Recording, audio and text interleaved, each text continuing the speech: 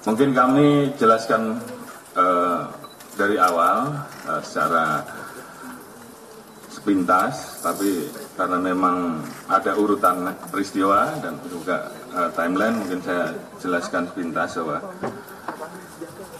penanganan kasus terkait dengan penembakan anggota Polri Brigadir J awalnya karena ada laporan saudara FS kepada Polres Metro Jakarta Selatan dan Dipropam pada hari Jumat 8 Juli 2022, di mana yang bersangkutan melaporkan pada pukul 17.20 terjadi peristiwa tembak-menembak antara saudara Richard dan saudara Yosua yang diduga terjadi karena ada pelecehan menurut yang bersangkutan pada saat itu kepada saudara PC oleh saudara J di Duren 3 dengan kronologis bahwa saudara J melakukan pelecehan kepada saudara PC di rumah dinas Duren 3 sehingga mengakibatkan saudara PC berteriak minta tolong, didengar oleh saudara Richard, dan kemudian pada saat ditegur terjadi tembakan dari saudara J sehingga kemudian terjadi tembak-menembak yang mengakibatkan saudara J meninggal dunia. Peristiwa tersebut berawal ketika saudara PC sampai di rumah Saguling lalu melakukan PCR dan berangkat melakukan isolasi di rumah dinas Duren 3. Sementara saudara FS akan melakukan satu kegiatan dan pada saat melintas, menurut saudara FS, yang bersangkutan ditelepon oleh saudara PC sebanyak 3 kali dan akhirnya saudara FS memerintahkan driver untuk berhenti, memundurkan mobil ke Duren 3, masuk ke dalam rumah dan menemukan saudara J meninggal. Melihat hal tersebut, saudara FS kemudian menanyakan peristiwa yang terjadi dan menjemput saudara PC yang berada di kamar serta memerintahkan kepada saudara Riki atau saudara R untuk mengantar saudara PC ke rumah Saguling. Ini adalah informasi awal yang disampaikan oleh saudara FS. Kemudian yang bersangkutan menghubungi beberapa orang, salah satunya Kasat Reskrim Polres Jakarta Selatan yang datang hadir pertama di TKP 17.30. Pada saat itu yang bersangkutan dihubungi oleh driver saudara FS. Kemudian pukul 17.47 dari Biro Provos di Propam datang ke TKP karena dihubungi oleh saudara FS. Kemudian setelah selesai dilakukan pendataan dan pengamanan barang bukti, sekitar pukul 19 saksi-saksi yang ada di TKP saat itu, Kuat, Riki, Richard dibawa ke kantor Biro Paminal di Propam untuk dilakukan interogasi sehubungan dengan penyelidikan atas dugaan pelanggaran atau penyimpangan dalam pelaksanaan tugas Polri. Pelaksanaan olah TKP selesai sekitar pukul 19.40. Jenazah almarhum diantar ke Rumah Sakit Bayangkara tingkat 1 Said Sukanto dengan menggunakan mobil ambulan dengan pengawalan mobil dinas Provos di Propam Polri dan kendaraan operasional Satreskrim Polres Jakarta Selatan.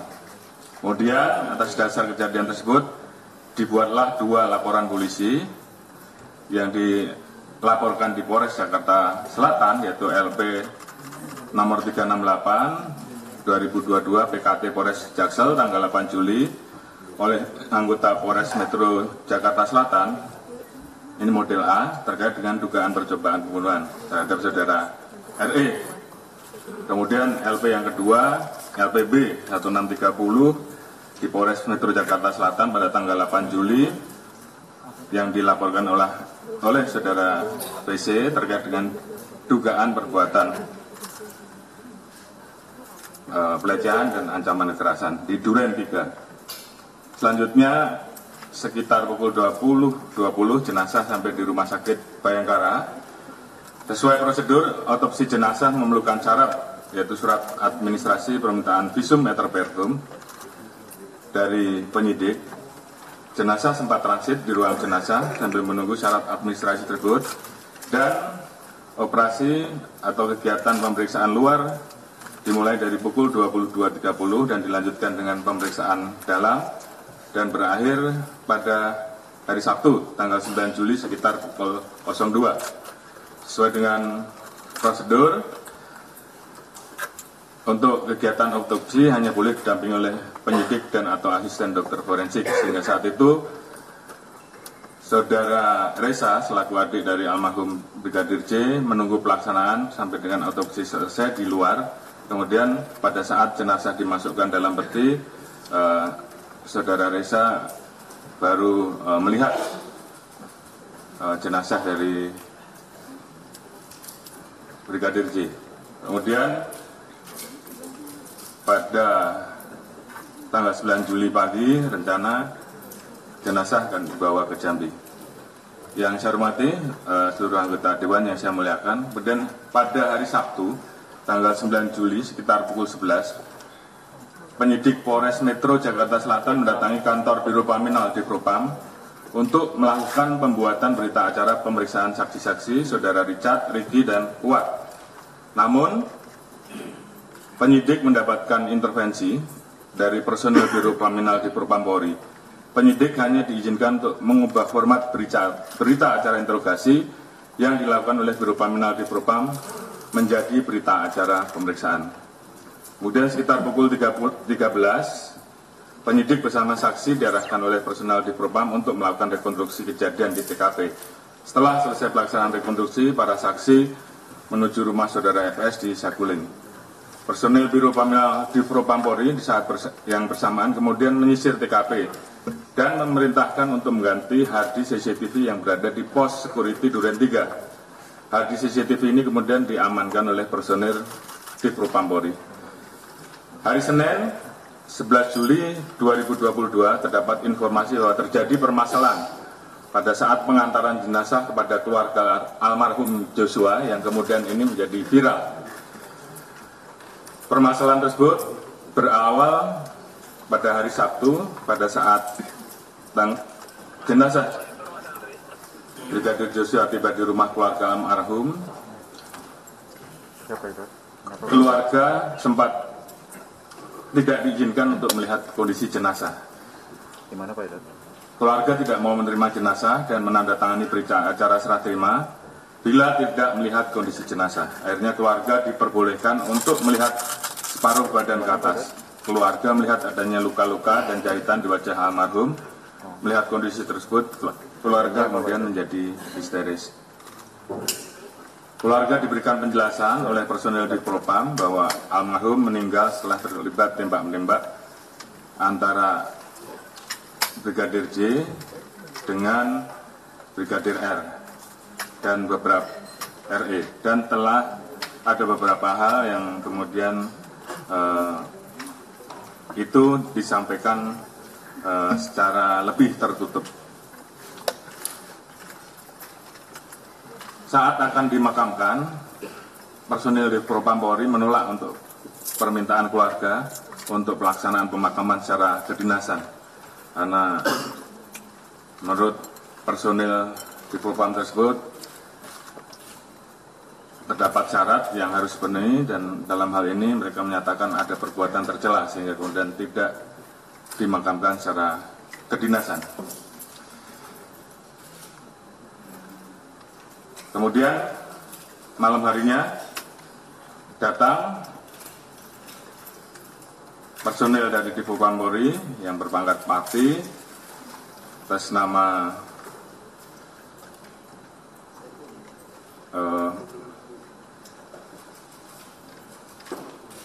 Brigjen Pol Hendra atau Karpaminal yang menjelaskan dan meminta pada saat itu untuk tidak direkam dengan alasan terkait dengan masalah aib.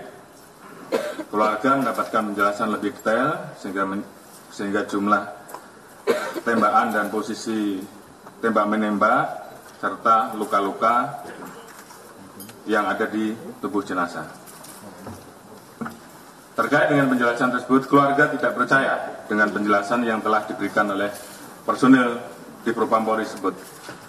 Beberapa hal kemudian ditanyakan, antara lain masalah CCTV yang ada di tempat kejadian, kemudian hal-hal yang dirasa janggal, kemudian terkait dengan barang-barang korban termasuk HP, dan kejanggalan-kejanggalan ini kemudian viral di media dan mendapatkan perhatian publik. 11 Juli Karopenmas melakukan konferensi pers terkait dengan peristiwa meninggalnya almarhum Joshua. Saat itu Karopenmas terkesan kurang menguasai materi karena mendapatkan bahan informasi yang tidak utuh dan telah direkayasa oleh personil di Propam Polri. Hal ini mengakibatkan publik semakin bertanya-tanya dan muncul banyak pemberitaan mengenai kejanggalan terhadap almarhum Joshua. Tanggal 12 Juli, Kapolres Metro Jakarta Selatan melakukan konferensi pers terkait dengan penanganan perkara yang lebih lengkap karena Polres Metro Jakarta Selatan melakukan olah TKP dan melakukan pemeriksaan terhadap 4 orang saksi di TKP. Namun, olah TKP dan pemeriksaan yang dilakukan oleh Polres Metro Jakarta Selatan telah mendapatkan intervensi dari saudara FS sehingga proses penyidikan dan olah TKP yang dilaksanakan menjadi tidak profesional. Narasi yang disampaikan oleh Kapolres secara umum menjelaskan bahwa penanganan peristiwa di Duren 3 telah sesuai dengan prosedur dan kronologis. Diawali dengan terjadinya pelecehan terhadap saudara P, sehingga kemudian terjadi hal-hal yang seperti tadi saya sampaikan, di mana kemudian Kapolres juga menjelaskan hasil otopsi sementara saat itu disampaikan ada perkenaan 7 luka tembak masuk dan 6 luka tembak keluar.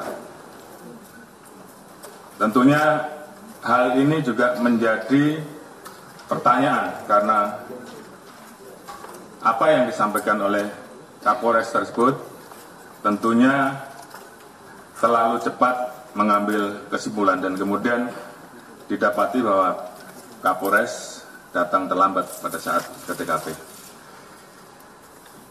Dengan adanya hal-hal tersebut dan kejanggalan-kejanggalan yang ada, maka pada saat itu kami membentuk tim sus dengan surat perintah nomor Sprint 5647 tanggal 12 Juli, di mana tim sus ini terdiri dari Wakapolri, Bapak Irwasum, Kabar Eskrim, Kabik, ASSDM, Kadif Humas, Kapus Dokes, Dirwi 5, Dirbidum Bareskrim, Kapus Lapor, Dirkamnet, Baintelkam, Karwaprov, Kadiftik, Wairasum, Wakabar Eskrim, selaku sekretariat tim ANEK.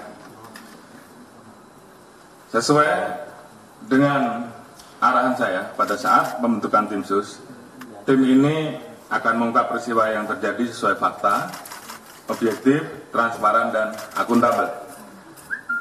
Tentunya dengan berpedoman pada kaidah-kaidah penyidikan dan penyelidikan dan scientific crime investigation dalam prinsip-prinsip hak asasi manusia agar peristiwa ini betul-betul menjadi terang dan dapat dipertanggungjawabkan kepada publik. Saya mengikuti setiap perkembangan pengawasan dan memberikan arahan kepada tim sus Polri secara langsung, termasuk proses evaluasi terkait dengan pelaksanaan olah TKP, pendalaman, pemeriksaan internal, penyidikan dan rapat-rapat yang melibatkan satuan kerja terkait. Saya ingin memastikan bahwa upaya yang dilakukan oleh tim sus Polri bebas dari kepentingan pihak-pihak terkait demi menegakkan keadilan dan bisa memberikan asistensi secara berjenjang